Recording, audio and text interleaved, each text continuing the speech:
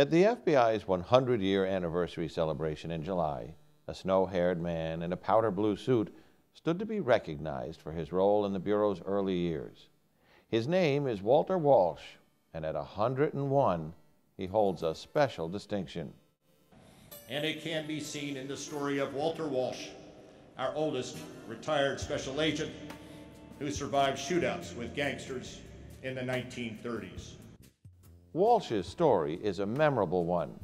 He joined the FBI in 1934 at the tender age of 27, and not long after signing up, he found himself in the middle of a battle with a group of gunslinging gangsters that would become legend in the history of crime.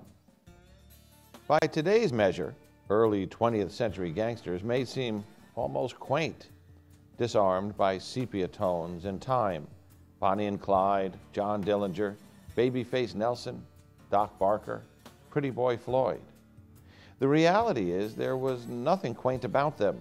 They were thugs, thieves, and cold-blooded killers, and a small cadre of Bureau agents like Walter Walsh, G-men, were called upon to stop them.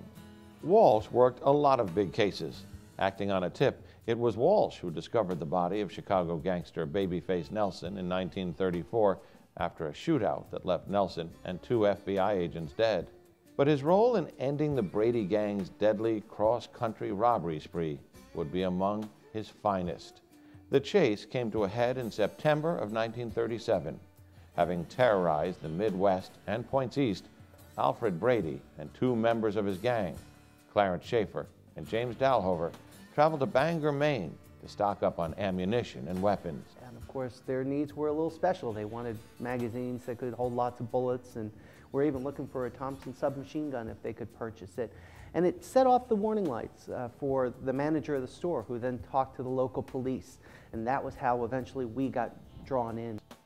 Agents knew that the Brady gang would be back, so they set up a stakeout with local police, positioning themselves to cover as many angles as possible.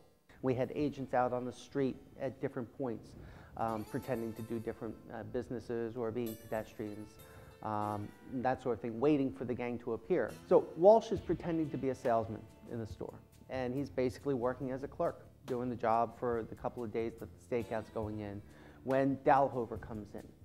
Dalhover is immediately arrested by Walsh and the other agent in the store. He was asked, "Where are your pals?" He said, "They're outside."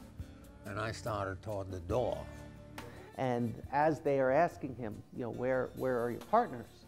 Schaefer is coming into the store, and seeing the agents with Dalhover and having arrested him, Schaefer begins firing at them. But one of these people started in, and he and I met in the doorway, and that's where the shooting took place. Schaefer's mortally wounded. He makes it down the steps and back onto the street, but dies there. And of course, meanwhile, our other agents are beginning to converge on the car where Brady was waiting for them. And Brady says something along the lines of, "I'm coming out," but as he's coming out, he starts firing his own weapon. And the agents return fire, and Brady is killed. In the crossfire, Walsh himself took a bullet in the shoulder, but he was soon back on the job. The gunplay with Brady and his gang wasn't Walsh's first encounter with the ruthless lawbreakers of the Great Depression. Just 2 years earlier, Walsh arrested one of the gangster era's most notorious public enemies, Arthur "Doc" Barker. Barker, along with his brother and mother, Ma Barker, were wanted for their role in a high-profile kidnapping. Doc Barker had been trailed to a Chicago apartment building where Walsh caught the unarmed suspect off guard. And I asked him, "Where's your heater, Doc?" He said, "It's up in the apartment."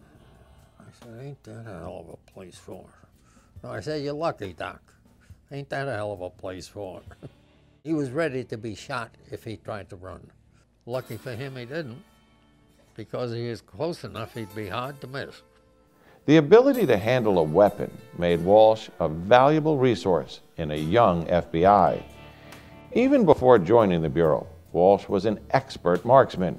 He won a number of national shooting tournaments with his National Guard team, and later with the Marines, where he is still regarded as a living legend.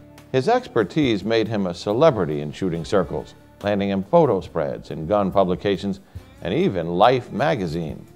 Much has changed since Walsh joined the Bureau nearly 3/4 of a century ago. Crime and gangs have certainly evolved.